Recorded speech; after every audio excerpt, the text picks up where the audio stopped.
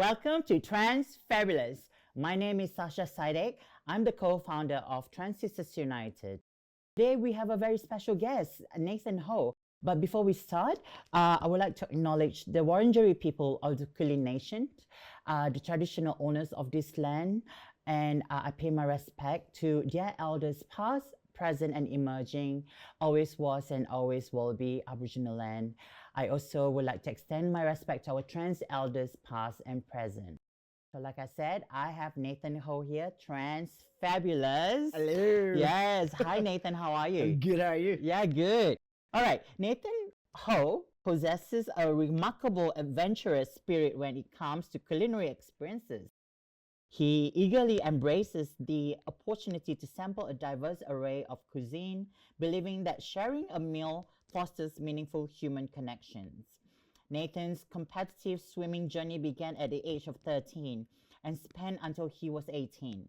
During this period, he had the distinguished honor of representing Singapore in various international age group events. Following his swimming career, he pursued kendo, a traditional form of Japanese sword fighting, from the age of 18 until approximately 23. Notably, he represented Singapore at the World Kendo Championship in 2003. Yes. At the age of 35, Nathan embarked on a transformative journey, embracing his identity as a proud transgender man. Throughout his transition, he sought to adapt a healthier lifestyle, which led him to discover CrossFit training. This approach to fitness has become a fundamental aspect of his life. Additionally, Nathan has devoted significant time and resources to studying dog psychology, training, and health, reflecting his commitment to understand and enhancing the well-being of his canine companion. Through these diverse experiences, Nathan exemplifies a dedication to personal growth, adventures, and connection. Hi, Nathan. Yeah, that was a very great intro. Thank you. Wow, amazing. I mean, like, this is the reason why you are sitting here as a Trans Fabulous. Thank you. You come from the same country with me, from Singapore. Yes, we do. So let's talk about your journey in Singapore. My journey in Singapore, it was quite interesting because when I was 6, I realized I was a bit different. But I didn't understand why. Yeah, of course. I mean, you're only 6. I'm 6, right? Yeah. How do you know that it was different, like your behavior or the things like for me, it's like I like to play with soft toys and playing with girls instead of boys. So that's how you realize a bit different. Yeah. For me, it's a bit different. It was like when I'm having conversations with the girls in my class, because I went to an all-girls school, right? Oh, yes. Yeah, so when I'm having a conversation, they were talking about boys and stuff, how they like this boy. And I was like... Not relatable. Not relatable at all. Because my neighbors were all boys and we just hang out and we just play and there was no mention about feelings. So then I realized, we're a bit different, right? Okay. And then as I get older, I was like, I'm starting to feel a bit more emotional attachment to my female classmates. Okay. And I didn't know what that was. Like an attraction? Like an attraction, but I didn't know what that was, yeah, of course. right? You were still very young. I was still quite young. And then when I became into a teen, so we went to secondary school, so I think it's like high school here or something. Yeah. So, and then I started to came about knowing what is lesbian. And I didn't relate to that either. Yeah. But I do like girls. Yeah. So, so the attraction was already there. It was already there, but I do like girls. Okay. And it was quite challenging during that time for me too, because I come from a very strict Asian background. We know. Yeah, so helicopter parenting. Yes. Yeah. So and my family comes from a sports family. So my parents, they were athletes. They represented the country and stuff. Wow. So they actually try to bring that part of themselves to the kids. So to myself and my 2 younger siblings. And partially that because I believe we were too active at home too. They want us to burn out some excess energy. Right. So they threw us into sport. We were very good at it. So we were in swimming, and that's where I started off my swimming career. Because swimming became very natural for me. Yeah. And same for my brother, right? Yeah. So then we start investing a lot of time in swimming, and that's my life. Didn't really make much friends. And as because we're strict family, a lot of times the feelings that they have, our parents, it kind of like put upon us. They want us to do as best as possible, Of course, that's better than super them. Asian. Like even if you score 90 and it was like, why is not 100? Yes. So for my parents, they said you have to be either or, right? So you got to be either very good in studies or you got to be good in sports. You know, they let us pick one. So I was like, all right, I'm not very good in studies because in school it's a bit different in school in Singapore, right? So then I spent a lot of time swimming, and I love winning. I truly love winning. That was the only reason why I keep trying to be better. The adrenaline, the dopamine, you know. And but the bad thing is because coming from a strict family, when we don't win, all hell breaks loose. I can imagine. So it was very stressful for me, and it came to a point that it took a toll on me. Because pressure, there's a lot of pressure, not just from swimming alone. So also by trying to understand myself, who I am. As a teen, you know, hormones are changing, you know, you feel very emotional and stuff. And it just came to a point that when I was around like 17, it was my lowest point in my life. You know, I really felt like no one understood me. There's no one around me that understood me. And I couldn't talk to my parents because they're my parents. They're not a friend of mine. And spending so much time swimming competitively, I lack the time to invest in making friendship. Because there's no time to do that. In Singapore, we have like gay clubs, right? Yes. So for me, when I transitioned in Singapore, I started at a very early age at 16. So I didn't get to experience the gay life. It's so unfortunate. Yeah, like the both of me. I know. We didn't get it. Then when I already transitioned and then I go to gay club and was like, what is this? You know, get what I mean? So I get to meet all my peers, all the gay boys. Like you didn't get to experience that in Singapore at all. So you didn't get to find like the lesbian community. No, I didn't. You know the funny thing, when I actually found the lesbian community, when I returned back from Melbourne after study, my bachelor, and I decided like, you know what, I'll just give it a go. I try, see what is out there. And I came across this forum or something. I can't remember what it is now. I think it was like a lesbian forum. And then one of them had said, we are having this here. This is the venue. If you come down, bring us a potluck. So I brought down like a tuna salad. Everyone loved it. And that's how I met my first group of lesbian community in Singapore. Lesbian community wasn't as big or visible during that time. I mean, like, I'm talking about like mid-90s because that was the time I got into the scene and early 2000s. But we do have lesbian friends, but mostly are usually solos, like in our group. We don't see like a group of lesbian people. But a lot of gay boys for sure. I didn't even know there's a gay scene to it either. I was that bad. There was like a lot of gay clubs, like like small clubs in Singapore.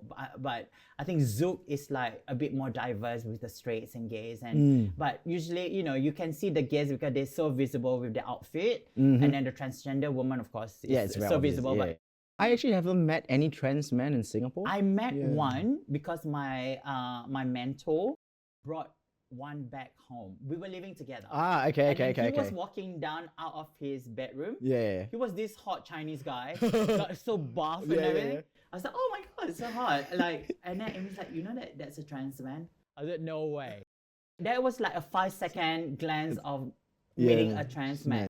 I knew about the clubbing scenes, but from my straight friends in school, and they were like aliens, you know. Aliens. I was one of them. So they go to the fire, Kento, and all the stuff, and then they always ask me to go, and I was like, you know, I can't because I'm swimming. So never really actually experienced the nightlife in Singapore till much later in life.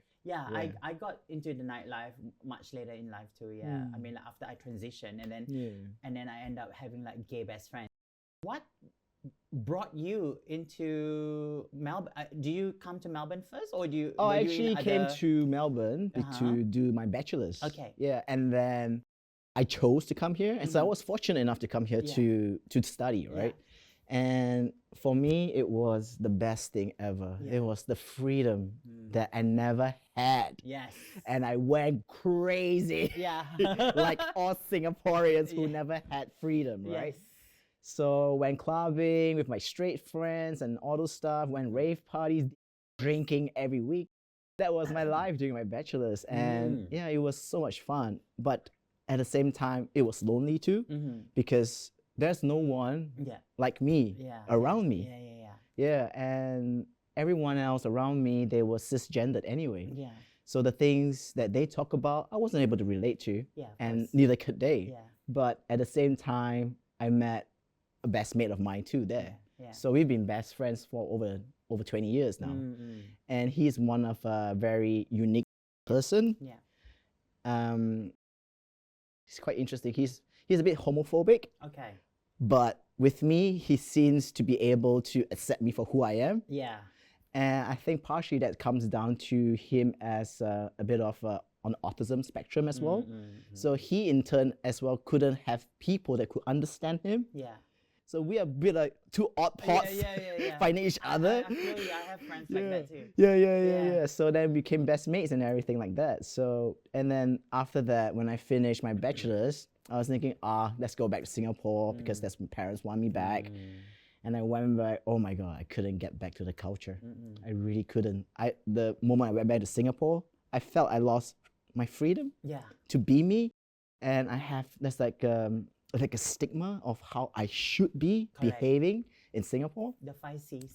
Yes, the 5 C's. You know, you have a career, you gotta have the condo, the credit card, and all those stuff, cash. And it was a bit challenging for me too because it just doesn't fit my personality anymore. Because I do believe that my personality has a bit of adventurous spirit anyways. Because partially I do believe it's my parents putting us into swimming. We became competitive. And it also opened up my eyes in Australia to see that there are different types of people. Correct. And people are treated differently. In Singapore, we have a very interesting discrimination. Yes. Which is always behind closed doors, hush, and you Racism. it's always behind closed doors. Correct. But you always will hear whispers of it. Yeah, over here, they're just outright in front of you to say, you're blah, and that's that. Yeah. And then you just turn around and just walk away and who cares? Yeah. Right? Then because those are strangers. Yeah. Right? But the people who have the closed doors are the people who knows you, who are your extended family. Definitely. Yeah, so that hurts way more Of course. than what the strangers would have said. Transitioning, we have a lot of insecurities as well. That's right. And, we always wants to be a good person in everybody's eyes, you know, and then there was a pressure as well. Yes. You know, until I moved here, I learned about why am I doing things I don't think I even make them happy. They're still gonna talk about me. So why am I not living my life? That's right. But I think if I don't move out of Singapore, I'll be that person still. Because the problem is when I go back to Singapore, I meet all these transgender women, they still live in that box, which I cannot relate anymore. I do understand that because regardless what it is in Singapore, they're trying, but it's still very far away. Of course, there's culture. It's culture, involved. And in Singapore, we do have a bit more conservative culture still. I mean, that's given. I mean, you can't really push too much too, right? True. When I already moved here, and then I moved to London, and then it just didn't work for me. And then I moved back to Singapore. I was lost. I was like, I can't relate with all these people conversation too. There's a lot of discrimination going. I mean, like, I just can't relate anymore because I can relate more here. Yes. Yeah, people are treated more better here. I mean, as a transgender person. And then that's why I came back. And I think like this is home now for me. This is why I become an activist as well. So I can speak up more about what's happening in Singapore, what happened to me and my peers in Singapore from here. A lot of us have adapted that silence, like, oh, you become trans and you can't speak up, you know, there's no law to protect transgender women. That's not. And it's true. Mhm. And I refuse to adapt to that culture. Yeah. And it's so true. Yeah. this is the reason why Australia, Melbourne is home for me. Yeah, I did say the same thing to my parents. I did say that Singapore can't be home for me because they're not that accepting. Yeah. Yeah, and over here I'm very happy. I have all the support I need. Yes. You know, I have my own family that I've created, my friends and stuff, so my own community. Yeah. And they could see that I'm actually happy, right? Yeah. So when I did tell them when I was transitioning, they were so upset Okay. because they didn't think That happened. that I would actually want to go ahead and Did they do it. already know that you were lesbian either? So I did come up to them when I Okay. was around 17, 18.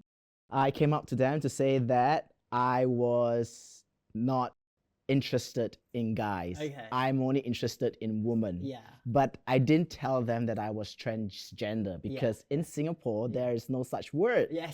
Then I felt that I had to express myself to my parents. Oh, that didn't go well. I cried for hours. Yeah. We had a huge argument and everything.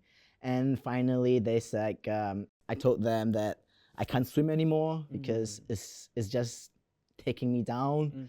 I'm feeling very demoralized. Yeah. Life is just not well. Yeah. So then I decided to actually decide to do kendo. Yeah. You know, Yeah. because going to poly and stuff, you give a bit more freedom to try different things. So I did that. I tried different things, and I really enjoyed it. So my parents finally said, "Okay, fine, just do whatever you want. Okay. If you want to do kendo, do it. At least you're doing a sport." Yeah. Okay. Right. So I was like, I did it. Yeah. Enjoyed it. And then time came and we graduated. Yeah. And I was like, all right, I want to come to Melbourne. Yeah. And yeah, truly, when I came to Melbourne, it just felt home to me. Yeah. Especially the second time when I came back. Yeah. That really felt, it really cemented it and said Yeah. like, this is really where I'm meant to be. Belong. Yeah. Yeah. Yeah. And despite everything, I still love my parents. I Yeah. still love Singapore. Of course. Singapore now is like my second home, Yeah. but not my first home. Correct. Yeah. Yeah. So over here, I enjoyed being able to be me, but at the same time, I still felt lonely because Yeah. I wasn't able to be my true self. And I always told myself when I was younger that I need to find out who I am, who I am. And I came across this article when I was, I think, in my 20s or something, where it says Singapore first transgender clinic closed. Yes. And I was like, what is this word transgender? Yeah. I've never heard it. Yeah. And back then it was before internet. Yeah, like there wasn't much information on internet, right? So you have to go to the library. Yeah. And I went to the What library. year was this? Oh, jeez, it was like early 2000 Yep. when, people are still using IRQ. Yeah. Okay. Yeah, Yeah. to communicate.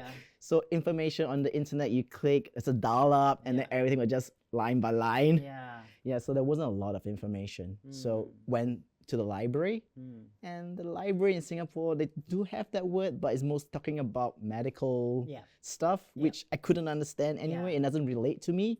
So moving past that, and then I came to Australia, I did a bit more research because internet now was a bit more easily available. And then I came across the word transgender and tried to understand a bit more of it. Yeah. And I was like, so that's who I am. In Singapore, transgender man wasn't like in the mainstream. No, it was it's always not. transgender woman. Yes. So we do have a few clinics that give us our HRT shot. If you ask if a lesbian woman who are transitioning, asking me question about where can they get their hormones, I probably have no answer to it. Till today, I don't know where you guys get your hormones. I did a bit of research for myself Yeah. when I was in Singapore. I was like around like 25 so after I graduated my bachelor's and I came back, tried to do a bit more like to see whether is it feasible to do it in Singapore? How do I go about doing it? And it was very challenging because there is no information Yeah, of course. whatsoever. Yes. And the only other thing I could think of is to go to Thailand. Yeah. And I was like, nah, it's too risky, man. I'm not going to risk my life doing that. That's what a lot of us do. Yes. And a lot of botch surgeries. Yes. And then once it's botched, Yeah. it's not reversible in a Yeah, sense too, true. right? So then I was like, you know what? I'll just wait. Maybe I get more information. That's good on, So on your and then side that you wait. it also applies like you need the money to do Yeah, it. I do realize it's very expensive, Mm-hmm. and I had to actually really save to Yeah. get the money. Yeah. And yeah, so that's where I started my journey, saving the money. Yeah. When I first started around like 17, I always knew that something has to happen. So I Okay. started saving money, Right. save. And when I came back the second time round, did my master's, Yeah. and then I graduated, and I was like, you know what? I'm just gonna stay here. That's it. I'm Okay. not going back to Singapore. Yeah, That's it. yeah. And when Yeah. I graduated, I think my dad was so proud of me because he didn't expect that I would actually graduate my master's. Yeah. Because I'm like a lost cause for my parents, right? Because I've always been very independent, Yeah. and I always want to do things my way. Mhm. And you could tell that over some time, my parents just like, you know what, you're an adult. You go make your own decision, make your own mistakes, and you learn from it. And when I graduated my master of distinction, Dad was so proud. I think it's the first time I've seen him so proud of me, and that actually gave me, I think, strength Okay. in a sense Yeah. to say that, you know what, I think I'm on the right track. Yeah. You know, I'll keep going and see where it leads me. Yeah. So, and then I stayed in Melbourne, worked and everything. And What yeah, were you doing? I was working as in like a project manager in telecommunications. All right.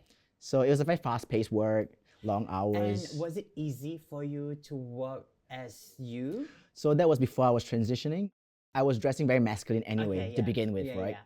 So people at work didn't discriminate me. Okay. They accepted me for who I am. Yes. Right. So that is a That's the boost. difference, That's a yeah. very big difference. You know, there's no like whispers behind, Yeah, oh, why yeah. why Nathan wears this and that. Yeah. No, there wasn't that. Yeah. You know, if people don't like it, they just say it up front to you. Yeah. Which is what I appreciate. Yeah. You know. Yeah.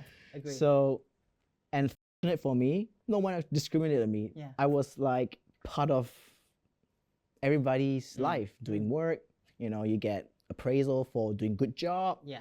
You know, but it still felt lonely, even though I made friends and stuff. And at that time, when I was working after I graduated from masters, I haven't really like gone into the rainbow community yet, Yeah. because people around me were still mostly cisgendered anyway.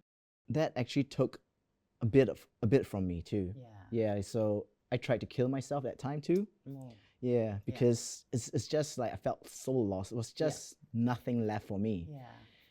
And strangely, I was fortunate that I woke up the next day, and that changed my life. I told myself, I have the money now. Why am I waiting? Yeah. Let's do this, right? And I did more research on how to go about doing it in Melbourne. Okay.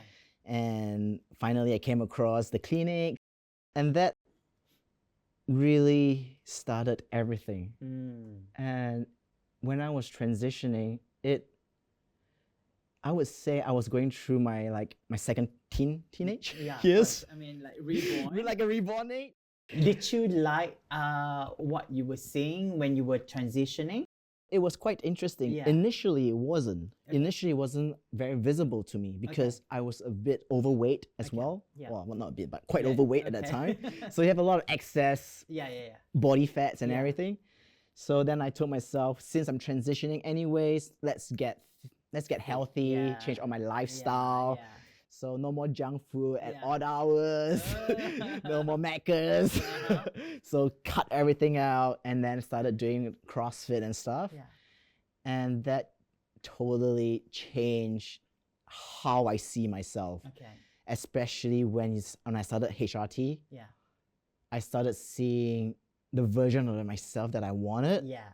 The voice. The voice started to change, Yeah. and then acne started happening, Yeah, and then yeah. I started freaking out. And then after that, I was like, all right, it's time for the top surgery. And I insisted to do it as soon as possible with my GP. And he said, as long as you're healthy and everything, we're good to go. Okay. And I went ahead with that. Wow, that was I mean, Nathan, good. you did a great job with yourself because I met you twice. Oh, yeah. And the second time round, and you told me about transitioning. I was like, wait, what? Yes. Nathan is trans? Yes. Like, I didn't even cross my mind that you were a transgender person. Yeah. So when I met you once at my event, I was like, I thought Oh, Nathan yeah. from Singapore, that guy. Yeah. You know, and then and then when you reveal yourself, I was like, oh my God, I'm curious now, Yes, yes. And thank God I got to speak to Raisa. Can you convince Nathan to be on my show? I'll be happy to do it anyway. Yeah, thank you for, being Yeah. open about yourself. A lot of Yeah. people sometimes they don't really because, they like to keep it private. Yes. Yeah, especially for trans men. Well, I do believe it's important to be open about it because there's learnings from it, Yeah. right? Even through my own suffering, Yeah. they may not be the same as the others, but what I want to tell them is, regardless what has happened, and if you believe that this is the only way for you to be better, I will always say, give it a go, try it. Yeah. You never know what's going to happen. We should always see the world with curiosity like a child. Yeah. Learn and be understanding, right? Yeah. So when I was transitioning, I learned so much about myself that I wasn't able to. Yeah. Because from my own personal experience, being transgender prior to transitioning, I felt that there was like I was walking in a fog. My mind was like in a fog. And then ever since I transitioned, the fog started to clear. Yeah.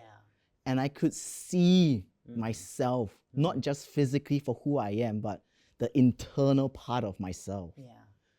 And that has brought in so much growth. And now when I see things, see people, I always try to be curious about their life story because, it could be very interesting. True. It may not be same as mine, but I could learn something from them. I'll relate to it. Yeah, I'll be able to relate to them, right? So for me, it's like now I would love to be able to like share my story to anyone who's willing to hear. Yeah. Right. So in hopes that, don't feel that you are alone, like how I felt. Yeah. You are not alone. We have a lot of resources now. Yeah, that's right. Especially in Melbourne here. In Singapore, it's true. That's right. I mean, like when we transitioned, there was no manual book. There either. was nothing. No internet. No internet, nothing. Yeah. So to be honest, there's no regrets. It was tough. Yes. But I learned a lot from that experience too. So instead of was given to it, to me. Yeah. So I think it builds resilience in a human being, right? Yeah. And I think we need resilience in us to ever to like face challenges because being trans, we're always gonna have a lot of challenges. Yes, definitely. A lot of it. Yeah. And regardless, personal life, romantic life, whatever it is, right? There are always gonna be challenges. Okay. But I will always love to be able to be part of that community, like my community, right? They were the one that actually like, be there. They're always there for me. If I need anything, they're always there. They never question why I need to help you. Never that kind of thing, right? So I was very fortunate to have like that close knit of community with me. So what do you do with your fabulous self now? Now? Yeah. Well, I mean, as part of the intro, I spending a lot of time learning about dog psychology. So I'm inspired to be a dog trainer. All right. So hence, I'm investing a lot of time learning about it. But I do wish to be able to help dogs who are a second lease of life. Okay. So like my dog was adopted. Okay. The reason why he was let go was because he was aggressive towards other dogs and things like that. Okay. So his previous owner wasn't able to manage that. Right. And me being a first-time dog owner, mind you, I never grew up with any dogs. I know nothing about dogs. Yeah. And I was like, you know what? I think it's meant to be. Yeah. So I always wanted a dog.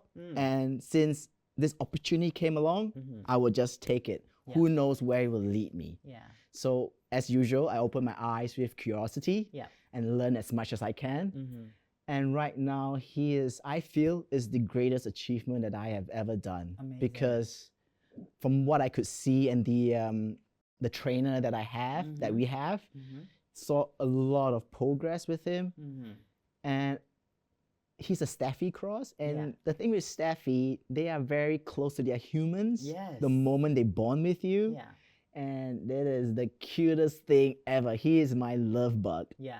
I don't know what I would do without him. For the young, person who's transitioning, especially for the trans men community, do you have any words for them? I do. So I do like to say, don't be afraid. Open your eyes and be curious about the world like a child. And who knows what the future will bring for you, because that's what I did. And so far it's been really good.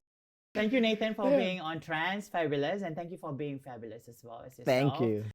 Thank you for viewing our Trans Fabulous show, and until next time, this is Shazza Saidek signing off.